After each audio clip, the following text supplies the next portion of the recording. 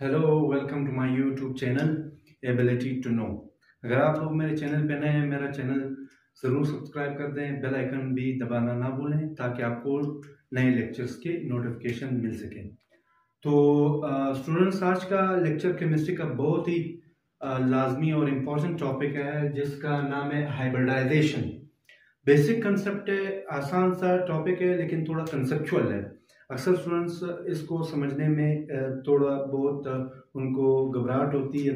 तो इंशाल्लाह आज का लेक्चर जब आप देखेंगे तो आपके बहुत सारे डाउट्स और क्वेश्चंस क्लियर होंगे। तो चलें वक्त ज़ाया के बगैर शुरू करते हैं। हाइब्रिडाइजेशन का जो कंसेप्ट है, ये एक साइंटिस्ट था पाउलिंग, और इसका एक और साथी था एंड पाउलिंग एंड स्लेटर।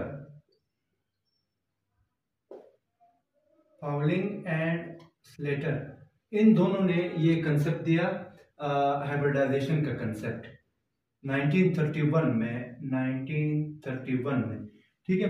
अब हाइब्रिडाइजेशन को हम डिफाइन कैसे करते हैं? सबसे पहले डेफिनेशन से शुरू करेंगे, फिर आगे डिटेल में इसके टाइप्स भी आएंगे दूसरे लेक्चर में। ठीक है। और इसके साइलेंट फीचर्स मैंने पहले से बोर्ड पे लिखे हैं, थोड़ा सा समझने की कोशिश करेंगे। सबसे पहले डेफिनेशन है the intermixing of different atomic orbitals. Different का क्या मतलब है? जिनकी एनर्जी डिफरेंट होगा, जिनके शेप्स डिफरेंट होंगे। ऐसे ऑर्बिटल्स जब इंटरमिक्स करेंगे, मिक्स होंगे, कंबाइन होंगे, तो जो equal number of degenerate orbitals, तो जो नए ऑर्बिटल्स बनेंगे उनको हाइब्रिडाइज्ड या डीजेनरेट ऑर्बिटल्स बोलेंगे। हाइब्रिडाइज्ड और डीजेनरेट ऑर्बिटल्स का मतलब है जो मिक्सिंग के बाद मिलते हैं, यानी जिनकी एनर्जी सेम होगी, इक्वल होगी, और वो तादाद में भी इक्वल होंगे। जितने ऑर्बिटल्स मिक्स हो रहे हैं, अगर दो मिक्स हो रहे हैं तो हाइब्रिडाइज्ड ऑर्बिटल भी दो बनेंगे। अगर तीन मिक्स हो रहे हैं एटॉमिक ऑर्बिटल्स, और वहां पे तीन हाइब्रिडाइज्ड ऑर्बिटल्स बनेंगे। हाइब्रिडाइज्ड ऑर्बिटल्स का मतलब है मिक्सिंग के बाद नए ऑर्बिटल्स का बनना, और डीजेनरेट का मतलब है जिनकी एनर्जी इक्वल होगी।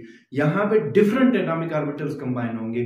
डिफरेंट का क्या मतलब है? यानी जिनकी एनर्जी चेंज होगी, जिनके शेप्स डिफरेंट होंगे, और वहां पे जो हाइब्रिडाइज्ड ऑर्बिटल जितने भी बनेंगे, दो बनेंगे, तीन बनेंगे, चार बनेंगे, वो सारे एनर्जी में इक्वल होंगे। इसी वजह से हाइब्रिडाइजेशन का दूसरा नाम है डीजेनरेशन, यानी जिनकी एनर्जी इक्वल होगी। आसान सी डेफिनेशन है, मैंने कंसेप्ट समझा दिया, बोर्ड पे लिखा हुआ है। दोबारा से थोड़ा सा मैं बताऊं, दोबारा रिपीट करते हैं, रिवाइज करते हैं कि जब दो या दो से ज्यादा एटॉमिक ऑर्बिटल्स, लेकिन शर्त यह है कि वो डिफरेंट एटॉमिक ऑर्बिटल्स होंगे। डिफरेंट का क्या मतलब है? जिनकी एनर्जी डिफरेंट होगी, जिनका शेप डिफरेंट होगा, वो जब इंटरमिक्स होते हैं, कंबाइन होते हैं, जितनी तादाद में कंबाइन होते हैं उतनी ही तादाद में वहां पे नए और हाइब्रिडाइज्ड ऑर्बिटल्स बनेंगे, जिनको डीजेनरेट ऑर्बिटल्स बोलेंगे, यानी जिनकी एनर्जी वहां पे इक्वल होगी। ठीक है। इसको मैं इस तरीके से आपको समझाता हूं। फॉर एग्जांपल, हमारे पास एक एस ऑर्बिटल है, हमें पता है एस ऑर्बिटल स्फेरिकल शेप का होता है। ये जब पी ऑर्बिटल के साथ कंबाइन करेगा, पी ऑर्बिटल को मैंने थोड़ा सा ऊपर बनाया क्योंकि इसकी एनर्जी ज्यादा होती है एस के मुकाबले में। ठीक है। तो इसको मैंने ऊपर इसलिए बनाया क्योंकि इसकी एनर्जी ज्यादा है, इसकी एनर्जी थोड़ी कम है, इसकी एनर्जी ज्यादा है, तो शेप भी चेंज है, इनकी एनर्जी भी चेंज है। ये पी ऑर्बिटल है डंबल लाइक, और एस ऑर्बिटल है, इसका शेप क्या है? इसका स्फेरिकल है। जब ये दोनों हाइब्रिड मिक्स होंगे, जब ये दोनों मिक्स होंगे तो हमारे पास जो बनेगा वो इस शेप का होगा। इस शेप के हाइब्रिड ऑर्बिटल्स बनेंगे। दो ऑर्बिटल्स मिक्स हो रहे हैं तो लाजमी सी बात है इस शेप के दो ऑर्बिटल्स बनेंगे। इनको बोलेंगे हाइब्रिडाइज्ड ऑर्बिटल्स। ये हाइब्रिडाइज्ड ऑर्बिटल्स हैं। हाइब्रिडाइज्ड ऑर्बिटल्स का मतलब है यानी जो मिक्सिंग के बाद बने, उनको हाइब्रिडाइज्ड ऑर्बिटल्स कहेंगे, और इस प्रोसेस को हाइब्रिडाइजेशन बोलेंगे या डीजेनरेशन बोलेंगे। दो मिल रहे थे डिफरेंट एनर्जीज के, इनके शेप्स भी डिफरेंट थे, लेकिन जो दोनों बन गए वो दोनों एक ही प्लेन पे मौजूद है, यानी इनकी एनर्जी इक्वल है, सेम है। इसी वजह से इसको हाइब्रिडाइज्ड या डीजेनरेट ऑर्बिटल्स बोलेंगे। यहां तक तो होप्स को आपको समझ आ गया। और याद रखें हमेशा डिफरेंट ऑर्बिटल्स मिक्स होंगे, ये पॉइंट यहां पे भी हम लोग पढ़ेंगे। सेम ऑर्बिटल्स नहीं मिलते हाइब्रिडाइजेशन में, मिक्स नहीं होते, ठीक है। तो अब साइलेंट फीचर्स की तरफ आते हैं, यानी जो इंपॉर्टेंट पॉइंट्स हैं हाइब्रिडाइजेशन के, जो आपको हमेशा जेहन में रखने हैं हाइब्रिडाइजेशन के हवाले से। अगर लॉन्ग क्वेश्चन भी आ जाए आपने ये पॉइंट्स लिखने, अकर्स बिटवीन डिफरेंट ऑर्बिटल्स। अभी मैंने एग्जांपल समझाया आपको, डिफरेंट ऑर्बिटल का मतलब है जिनकी एनर्जी चेंज होगी, जिनका शेप चेंज होगा, यानी एस और पी इंटरमिक्स होंगे। इसी तरीके से डी और एस मिक्स हो सकते हैं, इसी तरीके से डी एस पी ये मिक्स होंगे, यानी डिफरेंट ऑर्बिटल्स मिक्स होंगे।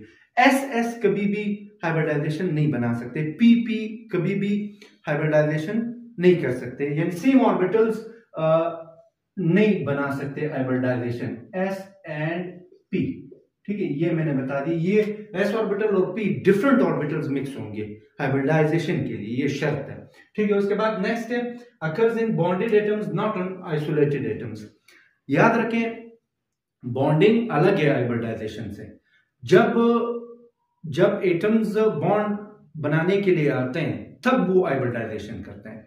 बॉन्डिंग से जस्ट बिफोर, थोड़ी देर पहले हाइब्रिडाइजेशन करते हैं। हाइब्रिडाइजेशन करते इसीलिए हैं ऑर्बिटल्स, एटम्स के ऑर्बिटल्स हाइब्रिडाइजेशन करते इसीलिए हैं ताकि वो बॉन्ड्स आसानी से बना सके।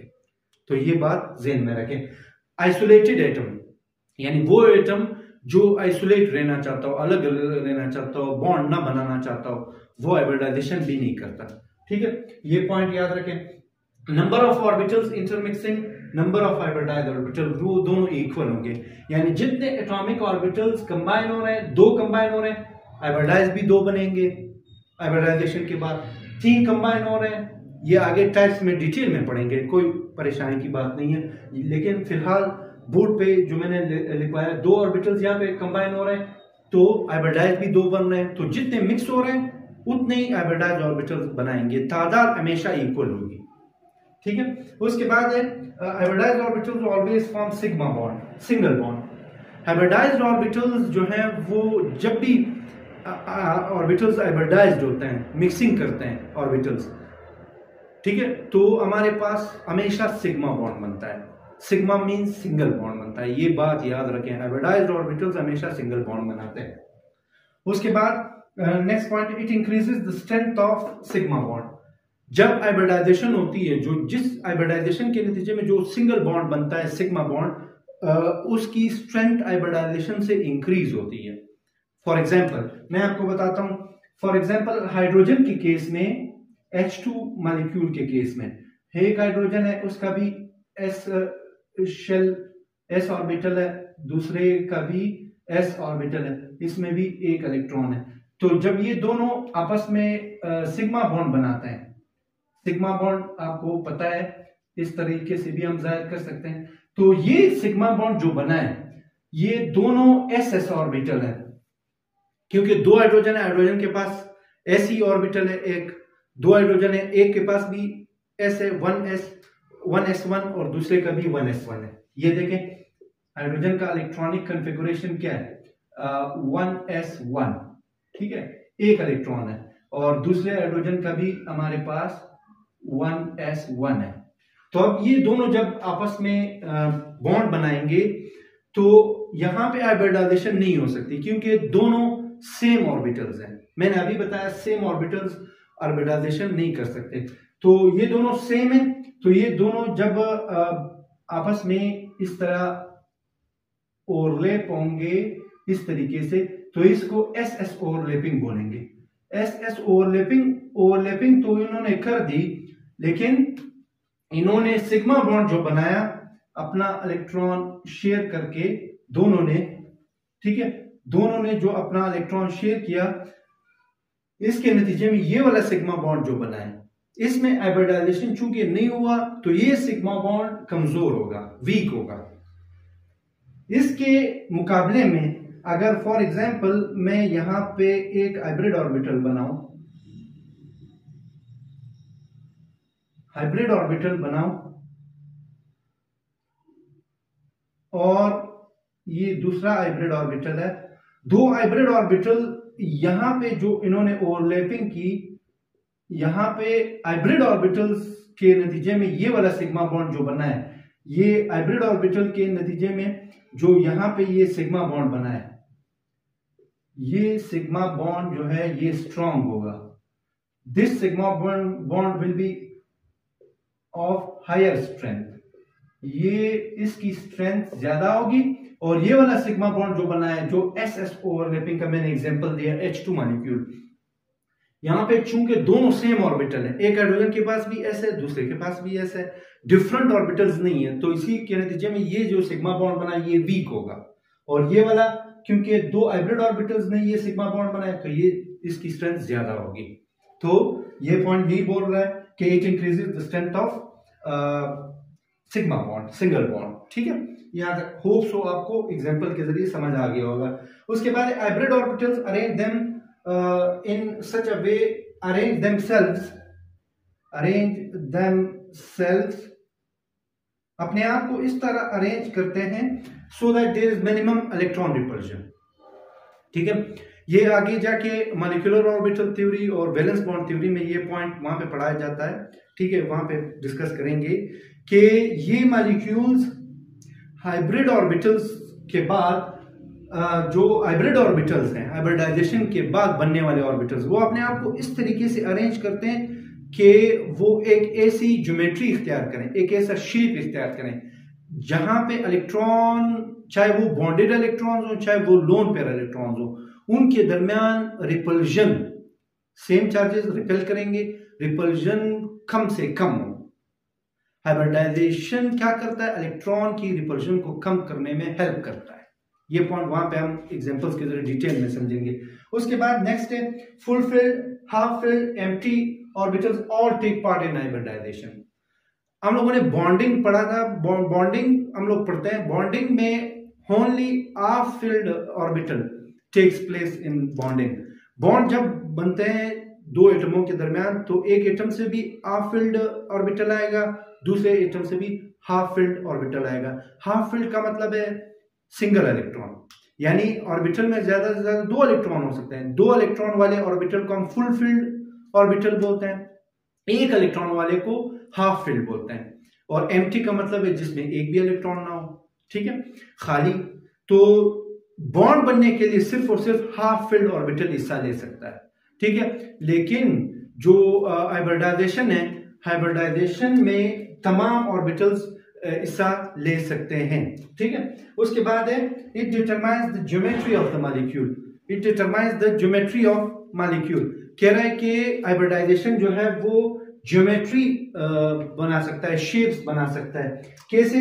अब शेप ज्योमेट्री मालूम करने के लिए हाइब्रिडाइजेशन हेल्प करता है। कैसे? कुछ एग्जांपल्स मैं अभी बताता हूं। फॉर एग्जांपल हमारे पास एक एग्जांपल है BeCl2। BeCl2 इसका केमिकल नेम जो है बेरिलियम क्लोराइड है। बेरिलियम क्लोराइड ये हमेशा इस शेप का होगा, लीनियर शेप का। तो BeCl2 में हाइब्रिडाइजेशन जो है वो हमारे पास sp हाइब्रिडाइजेशन होती है। sp हाइब्रिडाइजेशन जो है वो हमेशा लीनियर ज्योमेट्री का होता है, लीनियर शेप का होता है। उसके बाद एक और एग्जांपल है, फॉर एग्जांपल हमारे पास ये नीचे यहां पे लिखता हूं, ईथेन एग्जांपल है। ये ईथेन जो अल्कीन है, इसमें हमारे पास sp2 हाइब्रिडाइजेशन होती है। sp2 हाइब्रिडाइजेशन, इसकी ज्योमेट्री क्या होगी? Triangular geometry. इसकी ज्योमेट्री ट्रायंगुलर होती है। डिटेल में मैं समझाऊंगा अभी। ट्रायंगुलर ज्योमेट्री, तो ये ज्योमेट्री हमें हाइब्रिडाइजेशन बताता है, हमें हाइब्रिडाइजेशन बताता है। तो BeCl2 में sp हाइब्रिडाइजेशन, इसकी ज्योमेट्री लीनियर होगी। तो जो भी लीनियर मॉलिक्यूल इस शेप के मॉलिक्यूल होंगे उनमें हमारे पास sp हाइब्रिडाइजेशन होगी।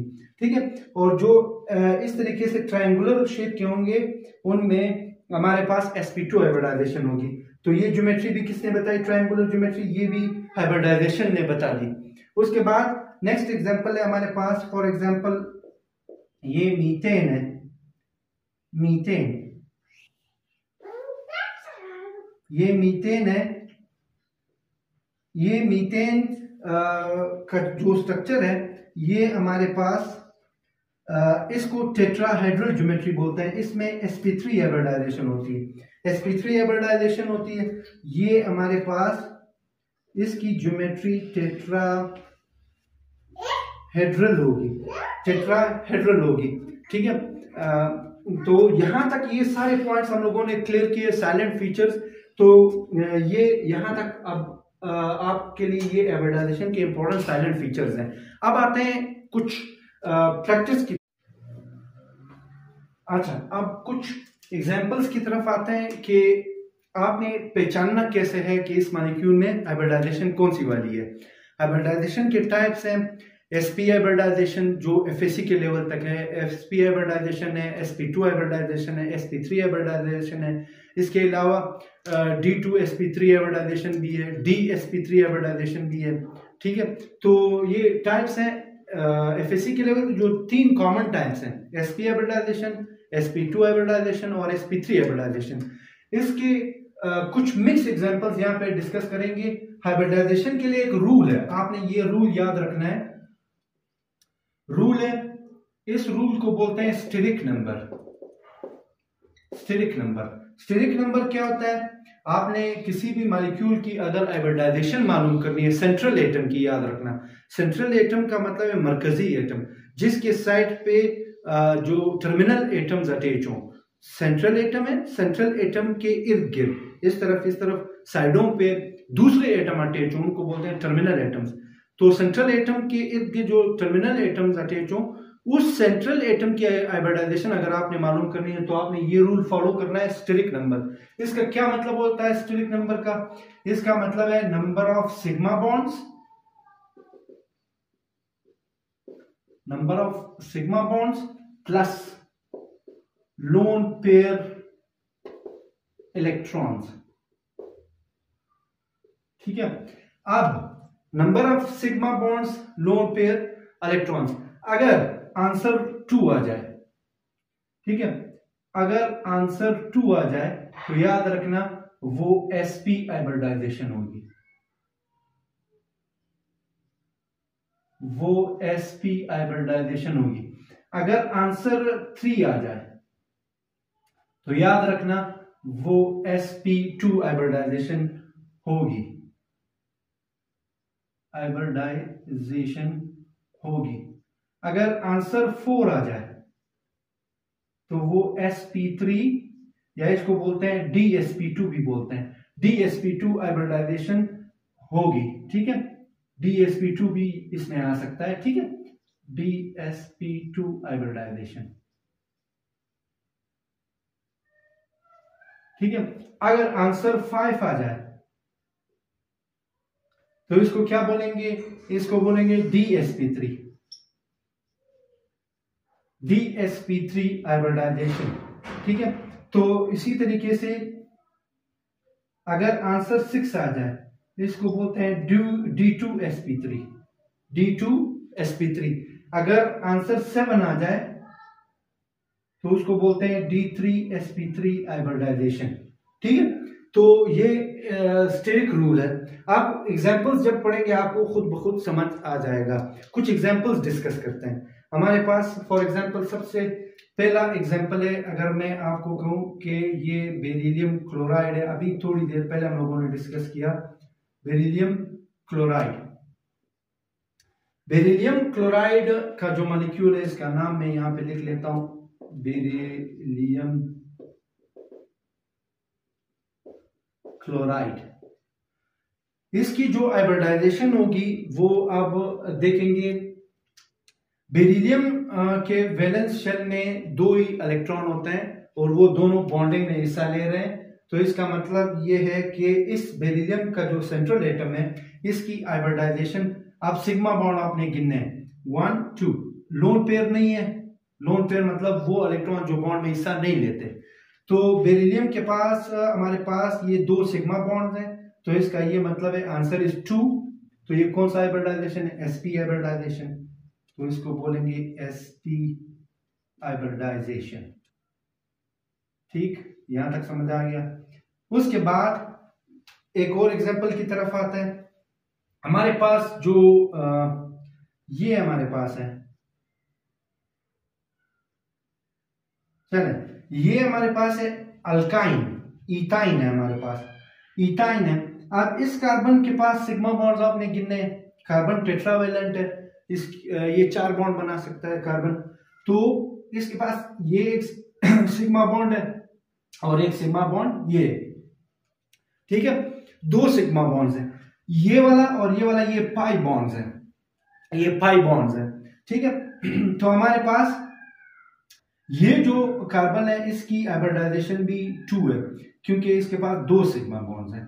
तो आंसर इज 2। अगेन ये कौन सी हाइब्रिडाइजेशन होगी?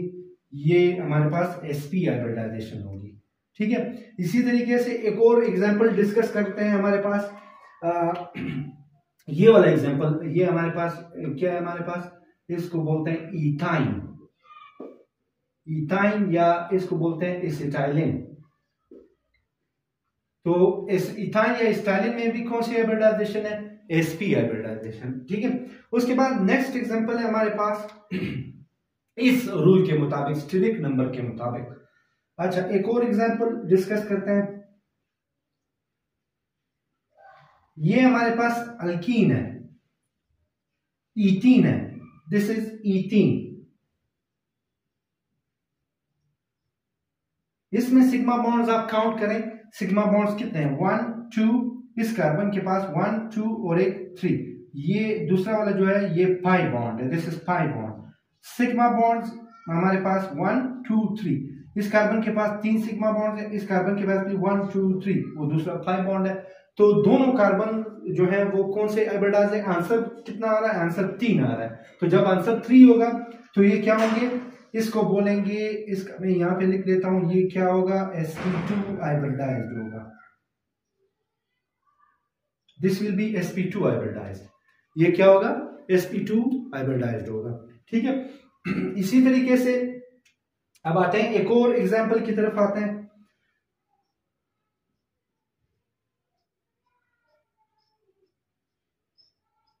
ये मीथेन है, this is the example of methane. अब देखें यहाँ पे कितने सिग्मा बॉन्ड्स हैं कार्बन के पास? 1 2 3 4 सिंगल बॉन्ड्स हैं, 4 सिग्मा बॉन्ड्स हैं। तो जब आंसर 4 आ जाए तो वो कौन सा हाइब्रिडाइज्ड होगा? sp3 हाइब्रिडाइज्ड होगा। तो ये हमारे पास है, this is methane, methane is which hybridized? This is sp3 hybridised,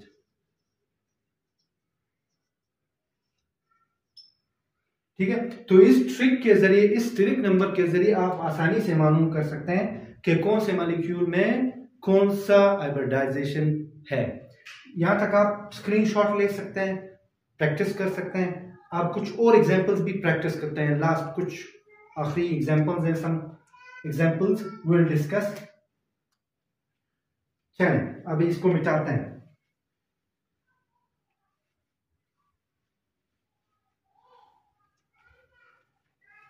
कुछ और एग्जांपल्स डिस्कस करते हैं।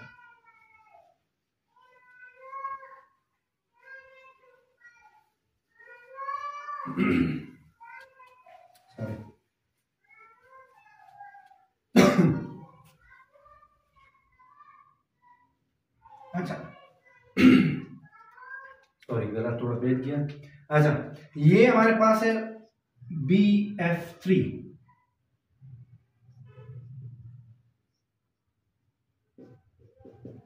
इसको बोलते हैं बोरोन ट्राइफ्लोराइड, बोरोन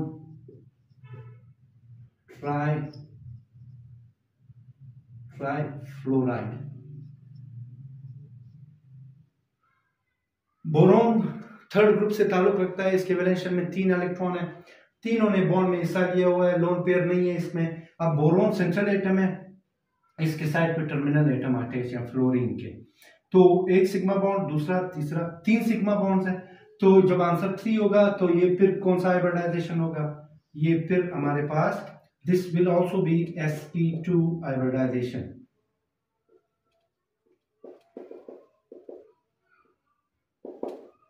ये भी अगेन sp2 हाइब्रिडाइज्ड होगा। ठीक है, उसके बाद नेक्स्ट एग्जांपल है हमारे पास। फॉर एग्जांपल हमारे पास एक और एग्जांपल हम ले लेते हैं हमारे सिलेबस के मुताबिक। ये देखिए अमोनिया का एग्जांपल ले लेते हैं।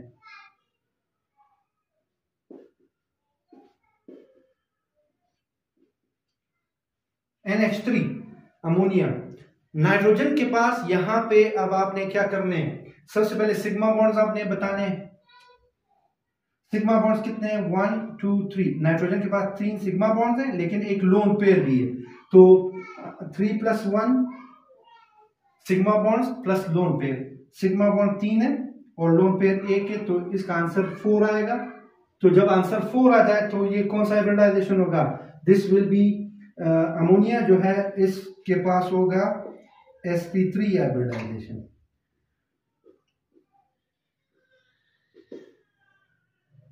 इसके पास क्या होगा, sp3 हाइब्रिडाइजेशन।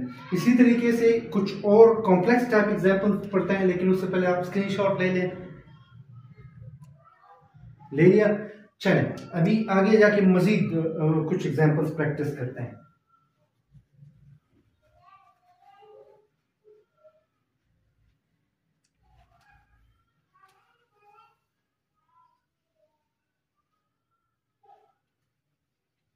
इसको मिटा देते हैं।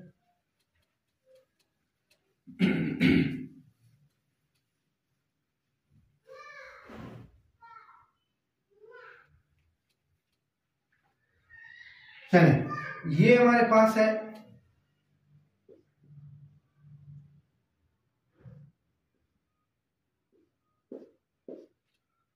This is phosphorus pentachloride. Phosphorus pentachloride हमारे पास, इसका नाम लिख लेते हैं, दिस इज फास्फोरस पेंटाक्लोराइड।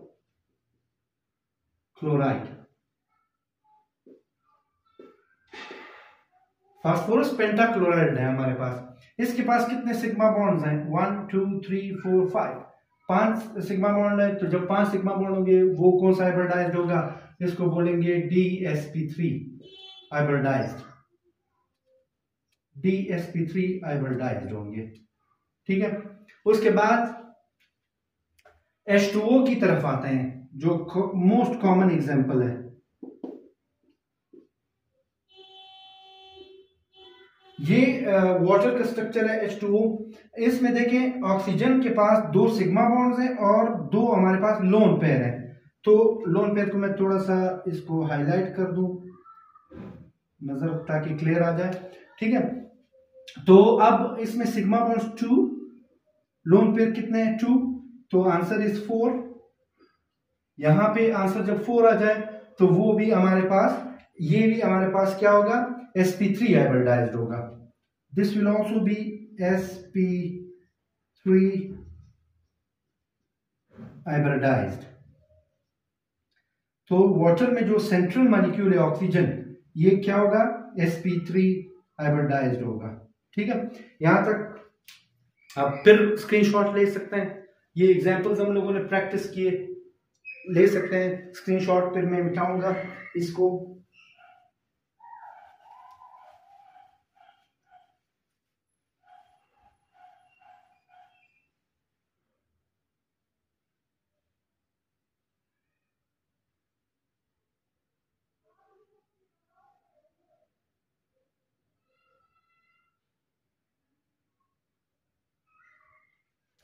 चलें, उसके बाद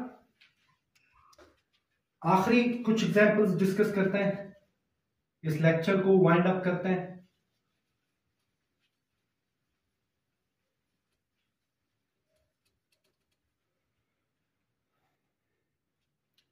ये हमारे पास है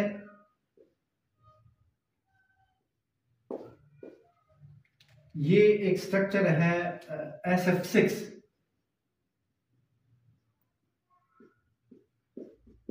इसको बोलते हैं सल्फर एक्साफ्लोराइड। सल्फर एक्साफ्लोराइड नाम इसका लिख लेता हूं।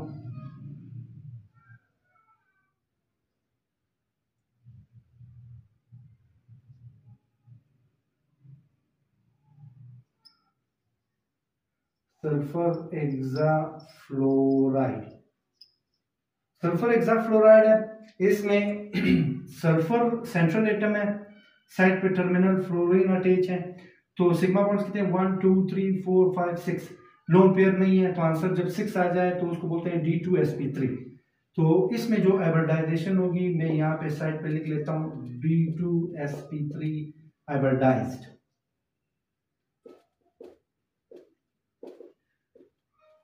D2sp3 hybridisation. उसके बाद है, ठीक है, उसके बाद एक और एग्जांपल ले लेते हैं हमारे पास, ठीक है, एक और एग्जांपल ले लेते हैं। फॉर एग्जांपल हमारे पास एक और कॉम्प्लेक्स एग्जांपल है IF7,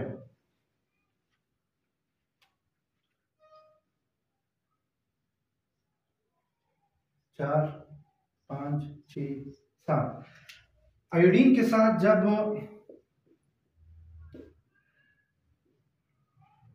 7 फ्लोराइड अटैच हो,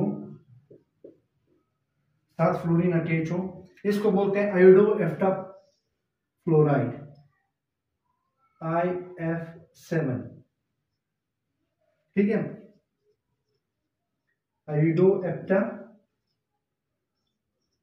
फ्लोराइड, ये नाम मैंने लिख लिया। अब इसमें देखें आप लोग, इसमें देखें कितने सिग्मा बॉन्ड्स हैं 1 2 3 4 5 6 7, 7 है, तो आंसर इज जब 7, so the hybridization will be D3sp3 hybridization, ठीक है।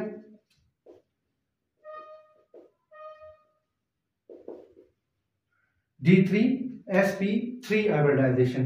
तो ये कुछ एग्जांपल्स हम लोगों ने प्रैक्टिस किए हमारे पास, ठीक है। तो आज का लेक्चर इतना ही था, उम्मीद है आपको समझ आ गया होगा। हाइब्रिडाइजेशन का हम लोगों ने बिल्कुल शुरू से कंसेप्ट इस्तेमाल किया, इसके साइलेंट फीचर्स पढ़ लिए, फिर आपने स्टेरिक नंबर के जरिए किसी भी मॉलिक्यूल में हाइब्रिडाइजेशन आप सेंट्रल एटम का मालूम कर सकते हैं स्टेरिक नंबर फार्मूले के जरिए। स्टेरिक नंबर क्या है, सिग्मा बॉन्ड्स आपने और लोन पेयर अगर मौजूद हो, उन दोनों को प्लस करके जो आंसर आएगा उसके मुताबिक आपने डिसाइड करना है कि कौन सी हाइब्रिडाइजेशन है, ठीक है। अब हाइब्रिडाइजेशन का ये पहला लेक्चर था, इंशाल्लाह as soon as possible I will upload the second lecture as well। Second lecture भी अपलोड करेंगे और उसमें फिर हम लोग टाइप्स पढ़ेंगे डिटेल के साथ, ज्योमेट्री उसमें पढ़ेंगे, उनकी कैरेक्टरिस्टिक्स पढ़ेंगे कि एसपी हाइब्रिडाइजेशन के क्या क्या कैरेक्टर हैं, उसके एग्जांपल्स क्या हो सकते हैं, ज्योमेट्री क्या हो सकती है, ठीक है। इसके बाद sp2 हाइब्रिडाइजेशन पढ़ेंगे, उसके बाद sp3। तो कम से कम एक और लेक्चर भी इसके मुताबिक अपलोड करेंगे इसके टाइप्स के ऊपर। तो आज का लेक्चर इतना ही था। जाते हुए अगर आप लोग मेरे चैनल पे नए हैं, मेरे चैनल का नाम है ability to know, kindly subscribe कर दें और बेल आइकन भी हिट करें ताकि आपको आने वाले वीडियोस लेक्चर्स के नोटिफिकेशंस मिल सकें। थैंक यू वेरी मच, अल्लाह हाफिज़।